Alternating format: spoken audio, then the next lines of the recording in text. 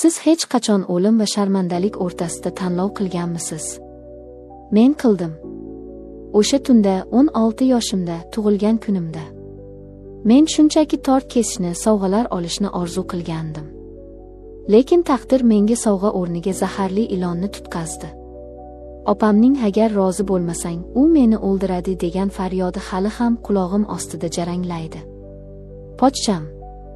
Biz ishongan, suyangan tog'imiz. Aslida niqob kiygan yirtqich ekanligini bilganimda kech bo'lgandi. Bu hikoya mening qanday qilib bir kechada ulg'ayganim, qanday qilib o'z jonimdan kechib, opamni qutqarganim va bu sirning butun umrga tatigulik yuki haqida. Tinglang, faqat yig'lamang. Salom, mening sirdoshim. Mening ismim Malika. Hozir sizga aytib beradigan voqeamni eslash men uchun xuddi yara ustiga tuz sepishdek og'riqli. Lekin aytishim kerak. Balki kimdir eshitib xulosa chiqarar, balki kimdir o'zini olovdan asrab qolar. O'shanda men endigina 16 yoshga to'lgandim. Hayotim xuddi oq qog'ozdek toza, orzularim esa osmondek keng edi. Men dunyodagi hamma narsani go'zal deb bilardim. Odamlar yaxshi, quyosh charaqlab turadi, kelajak esa faqat baxtdan iborat deb o'ylardim. Lekin o'sha mash'um kundan oldin ko'rgan tushim. U mening birinchi ogohlantirishim ekan.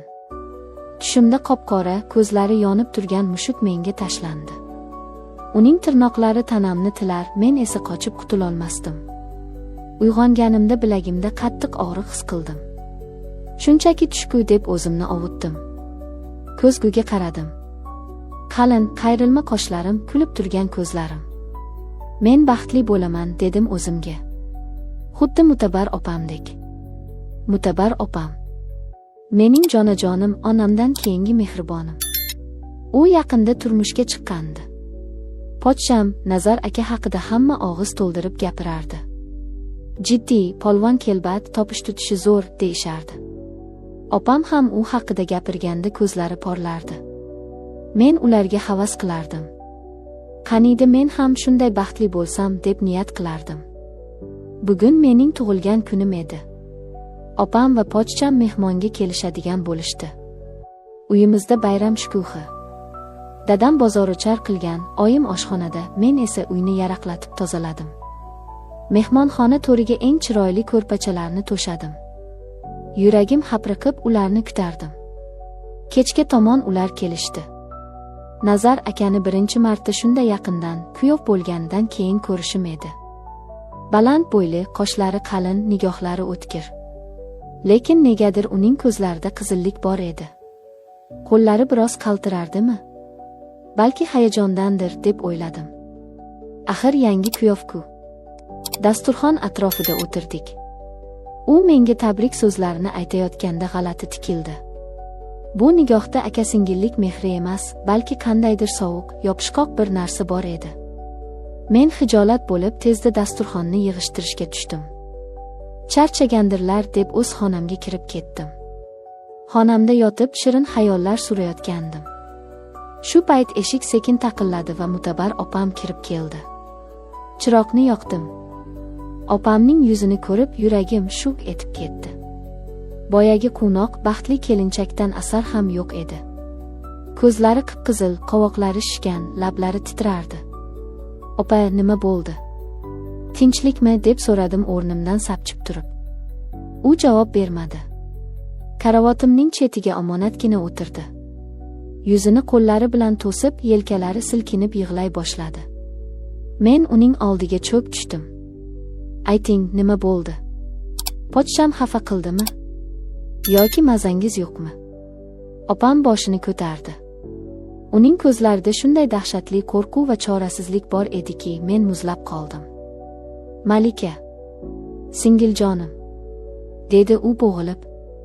"Pochchang, u odam emas ekan." Men tushunmadim.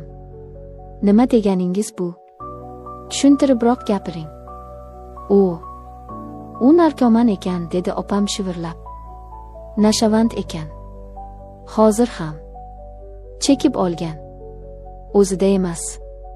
Bu so'zlar boshimga chaqmoqdek urildi. Nashavand. Bizning ideal kuyovimiz. Voy, endi nima qilamiz? Dadamga aytaylik, haydab yuborsin, dedim jahl bilan. Yo'q. Jim bo'l. Opam qo'limdan mahkam ushladi. Agar bilsa, agar hozir janjal ko'tarsang, u hammamizni o'ldiradi. U pichoq olib kelgan. U hozir vahshiyga aylangan. Lekin bu hali hammasi emas ekan. Opamning aytadigan keyingi gapi meni tiriklayin go'rga tiqdi. U ko'zlarimga tikilib yutindi. Malika. U seni so'rayapti, dedi zo'rg'a. Men qulog'imga ishonmadim. Nima? Tushunmadim. Pochchang. Bu kecha Malika biz bilan yotsin, deyapti, dedi opam va dodlab yubordi. Agar rozi bo'lmasang, singlingni olib kirmasang, seni o'ldiraman, so'yib tashlayman, dedi. U mast, u giyohvand. U nima qilayotganini bilmaydi. Men o'tirgan joyimda toshga aylandim. Dunyo to'xtab qoldi. Xonadagi havo yetishmay qoldi. Mening podsham, opamning eri, men aka deb bilgan inson. Meni, opa, siz nima deyapsiz? Men qiz bolaman-ku. Men endi 16 daman. Qanaqasiga? Siz qanday qilib bu gapni menga ayta olasiz, deb baqirib yubordim. Opam oyog'imga yiqildi. Bilaman, jonim, bilaman. Men o'lay. Yer yorilsa-yu kirib ketay. Lekin u meni o'ldirmoqchi. Pichoqni bo'g'zimga tiradi. G'olib kelmasang, ikkovingni ham so'yaman, dedi. Men qo'rqyapman, Malika, jonimdan qo'rqyapman. O'sha lahzada men opamni tanimadim. U mening himoyachim, mening g'ururim edi. Endi esa u o'z joni uchun meni, o'z singlisini qurbonlikka keltirmoqchi bo'lyaptimi? Nafrat, jirkanish va cheksiz alam bo'g'zimga tiqildi. Chiqib keting, dedim past ovozda. Yo'qoling. Men hozir dadamni chaqiraman. Hammaga aytaman. O'sha iflosni qamattiraman. Men eshik tomon intildim. Opam yo'limni to'sdi. Uning ko'zlarida telbalik bor edi. Qilma. Unday qilma. Dadamning yuragi yomon, ko'tara olmaydi. Onam o'lib qoladi. Oilamiz sharmanda bo'ladi. Butun qishloqqa gap bo'lamiz. Malika, iltimos, faqat bir kecha. Faqat bugun. U ertaga eslay olmaydi ham. U hozir kayfda. Men yoningda bo'laman, u senga tegmaydi, shunchaki yonida yotasan. Va'da beraman. Yolg'on. Barchasi yolg'on. Qanday qilib yonida yotaman? Qanday qilib iflos maxluqning nafasiga chidayman? Siz uni sevasizmi, deb so'radim to'satdan. Opam yig'idan to'xtadi. Ha, men o'sha iflosni sevaman. O'lib ketsam ham sevaman. Men undan ajralolmayman. Agar hozir dadam bilsa, ajratib yuboradi. Men usiz yasholmayman. Bu javob meni butunlay sindirdi. Sevgi shunday tuban bo'lishi mumkinmi? Opam davom etdi. Agar sen rozi bo'lmasang, men o'zimni o'ldiraman. Hozir chiqib o'zimni osaman. U meni so'yishidan oldin o'zim o'laman. Sening vijdoning qiynalib o'tadi. Men tanlov qarshisida qoldim. Bir tomonda mening nomusim, qiz bolalik g'ururim, kelajagim. Ikkinchi tomonda opamning hayoti, oilamizning tinchligi, ota-onamning salomatligi. Agar hozir baqirsam, qon to'kiladi. Balki dadam o'lar, balki opam. Agar rozi bo'lsam, men o'laman. Jismonan emas, ruhan o'laman. Vaqt o'tib borardi. Mehmonxonadan Nazar akaning g'azabli ovozi eshitildi. Mutabar.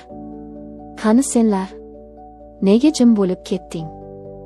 Opam titrab ketdi. Ana chaqiryapti. Hozir keladi. Malika, jon singlim, rahm qil. Men ko'zlarimni yumdim. Ko'z oldimga ota-onamning baxtli yuzlari, opamning to'ydagi quvonchi keldi. Va men qaror qildim. Men bu ifloslikka, bu do'zaxga kiraman. Lekin men o'sha maxluqqa o'zimni xor qildirib qo'ymayman. Men kurashaman. Agar kerak bo'lsa, o'sha yerda o'laman, lekin nomusimni bermayman. Yuring, dedim quruq ovozda. Ko'z yoshlarim qurib qolgandi. boshlayvering. Men orqangizdan boraman. Biz mehmonxonaga kirdik. Xona dim, aroq va tamaki hidi anqib turardi. Nazar aka. Pochcham. To'rda ko'rpachalar ustida yonboshlab yotardi. Ko'ylagining tugmalari yechilgan, ko'zlari qonga to'lgan, basharasi bujmayib ketgan edi. U odamga emas, shaytonga o'xshardi. Bizni ko'rib irshaydi. Jirkanch sovuq tabassum. Keldinglarmi, go'zallarim? Dedi u tili aylanmay. Malika, kel yonimga o'tir. Bugun sening bayraming-ku. Biz nishonlaymiz. Opam burchakka qisilib oldi. Men to'g'ri uning qarshisiga borib turdim. Qo'rquv yo'q edi. Faqat nafrat. Nima xohlaysiz, dedim tik qarab. U hayron bo'ldi. Mening bu ohangimni kutmagandi. Oho, Sherdil-ku bu, deb xirilladi u. Menga mehr kerak. Opang bermagan mehrni sen berasan. U qo'lini cho'zdi. Bilagimdan ushlamoqchi bo'ldi. Men chaqqonlik bilan o'zimni chetga oldim. Qo'lingizni tekkizmang, dedim baland ovozda. Siz kimsiz o'zi? Erkakmisiz? Opamning ko'z yoshlaridan, mening yoshligimdan uyalmaysizmi? Uning jahli chiqdi. O'rnidan turmoqchi bo'ldi, lekin oyoqlari chalishib yiqildi. Giyohvandlik va ichkilik uni kuchsizlantirib qo'ygandi. U sudralib menga tashlanmoqchi bo'ldi. Shu payt men stul ustida turgan og'ir billur vazani ko'rib qoldim. Yuragimda bir kuch paydo bo'ldi. Bu o'zini himoya qilish instinkti edi. Men vazani qo'limga oldim.